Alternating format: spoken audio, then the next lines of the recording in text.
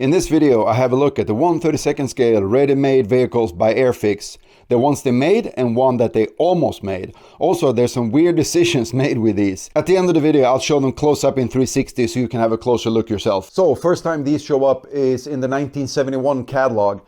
3 vehicles and 1 gun. They're all British Cold War era vehicles. It's kind of weird because at the time Airfix only made World War II toy soldiers in 1/32 scale, so it doesn't match whatsoever, but you know, that's the way it goes. Yeah, so first one, let's have a look at the Elvis Stalwart. Kind of hard for me to say, but I did my best.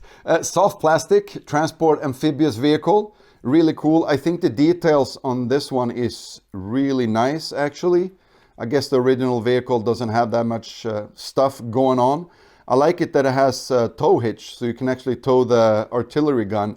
And you know me, I like playability, so this one I should say, roll really well. And the soft plastic holds up really well to play. So really cool little toy. I like this one, kind of neat. After that, you also have a soft plastic, which is the Bedford truck. You can remove the canopy if you want to put troops or something in there. Also kind of just a basic model, but everything is really nice and sharp. The details. And it's funny, these look brand new even though they're not so old, but they're pretty old. Yeah, this one is cool. I got a tow hitch as well for the artillery, but yeah, I'm not sure if this would be like my favorite toy. What do you want to get for Christmas? I want to get a Bedford truck.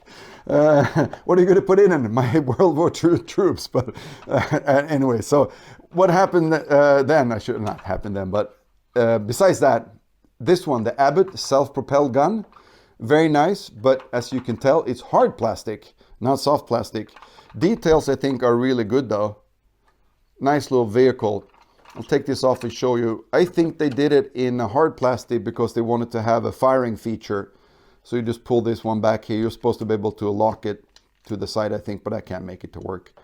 I'm pretty, yeah, whatever. So, yeah, and then just pull this back and shoot. And it comes with little shells, and this actually works really well. And I think this one, gun, I should say, originally was the same 105mm as the artillery gun. And then we have this one, the hardest one to find out of these 4, and I think that's because, I mean, this was also made of hard plastic, and there's a lot of fine little details on this one. I think this is like the recoil system or something like that. But this one, you can also fire, pull it back, like that, works well. Tow hitch is usually broken on these. Well, this is not the hitch, this is the other side. Whatever that's called in English. Help me out, please. Anyways, yeah, it's a really nice little toy, but I figure you play around with this one out in the sandbox and with your friends and stuff like that. It is going to break pretty easily, and I think that's why there's so few left of these. Because, I mean, out of these 4, the gun should have been most popular with young boys, and I think also it's very small. The box is really small compared to the other ones as well. So it should have been pretty inexpensive compared to, like, let's say the Abbott. But yeah, that's the first 4. And then the year after that, in 1972, in the catalog, we find the Hanomag half-track and the Cromwell tank. Yeah, the Hanomag is also soft plastic, super nice details. The machine guns are really cool, but they are often not with the set when you buy them. Kids kept losing these, I guess. I don't think this one has ever been played with. Also have a tow hitch here, so maybe they were thinking about doing a German gun or something like that, artillery gun or anti-tank gun or something. But this is very nice, and this is the only one out of these that actually come in a color variation that was actually released, not just in a catalog. This green one here, so it's also pretty cool. And then we have the Cromwell tank. Again, a little bit weird of a decision to have one transport vehicle and one fighting vehicle. I wouldn't have done it that way, but anyways, that's the way it goes, right? This is also soft plastic, really nice. This one has small wheels. It doesn't roll all that well. And also the Hanomag is kind of so-so, but yeah, still works though. I think the details on this one is really cool. I'm not like an armor tank expert, so I'm not sure if what's lacking on these. But I think they're really nice. Got, you know, the coaxial machine gun, and you got a little one that you can move like that. So it's a really nice little vehicle. Then we skip ahead till 1975 and we find 2 more vehicles in the catalog. It's a Daimler armored car and a Panzer IV.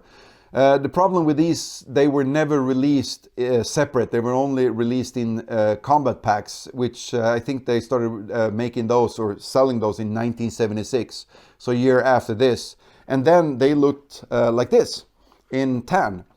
The armored car is really neat, really cool little fun piece. I think the details are pretty good on this one. A lot of times this is missing. I guess this is a ammo box of some sort, and the smoke canister and the antenna missing a lot of times on these. Thin barrel in soft plastic, a lot of time warped, but very nice. And then you have this one. This, I think, is the coolest one out of all the 1/32 scale ready-made. The Panzer IV short barrel. I don't know about the real, why you would have a short barrel. Maybe it's like an anti-infantry gun for infantry positions instead of getting a high velocity from a longer rifled barrel. But this one is so cool. The antenna a lot of times is missing. Really nice. And this one gets bigger wheels, so it actually rolls really well. Very nice. But then you say, wait a minute, you said the Panzer IV was only in tan, but this is not Airfix. This is actually Classic Toy Soldier, a US company, CTS. And the story goes that in early 90s, they actually got hold of the molds, or if they got copies of them or something, and licensed to actually produce these. So, and this one, I'm not sure when this one is made. Kind of tell that it's an Airfix because the wheels are all the same. It's very, very cool. I like it.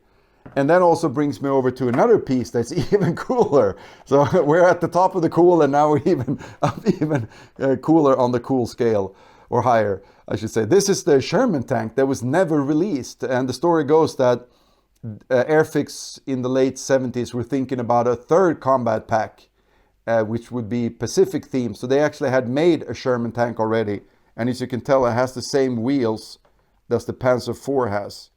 And actually the same screw holes. And yeah, everything is the same.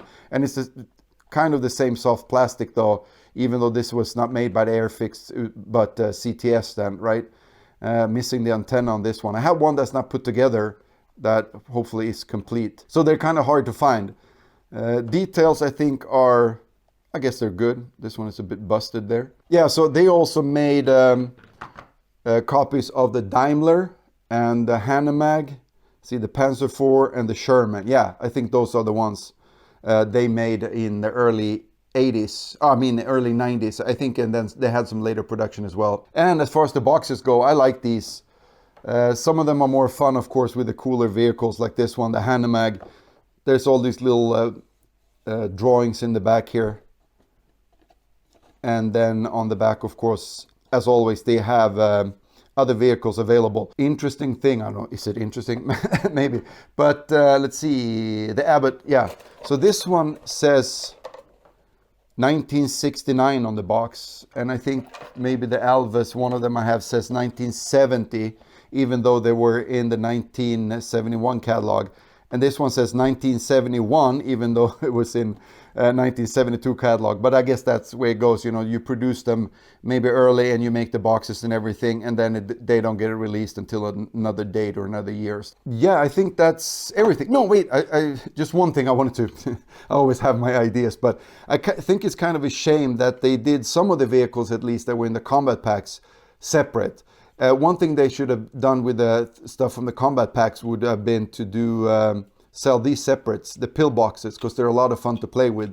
That would have been a nice addition to be able to buy maybe like one of the outposts and then buy these separates and vehicles and make your own setup. So that's kind of a missed opportunity, I think. But yeah, anyways, who cares what I think, right? But anyways, I'm going to set up and shoot the Abbott and the artillery gun, and then just to show you the close-up spinning around. And I guess that's it for this video. And hopefully I catch you guys in another one. Cheers.